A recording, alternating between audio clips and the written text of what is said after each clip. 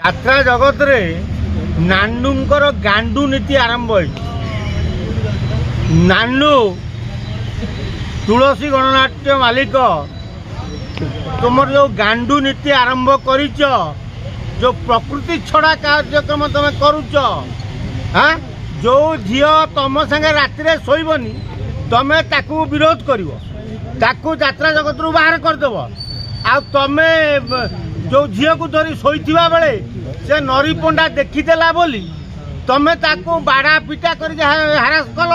आ लोक पाखे से तथ्य पहुँची पारानी किंतु नरी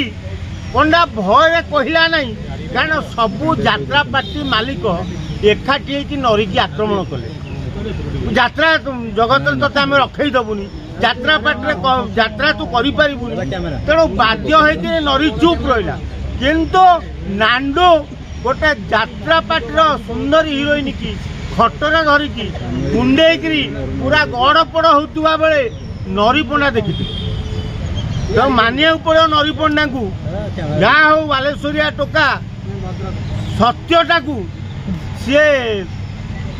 प्रकाश करने लगी बहुत चेष्टा करकी किंतु ये यात्रा मालिक माने जेते बोधे आंकु भी नांडू गोटे गोटे भल भल सुंदरी तरुणी दौ ना ये मालिक गुड़ा सब ये जो बेमारिया रोग कहीं धर तुमको हिस्ट्रिया रोग हाँ तुमर कौन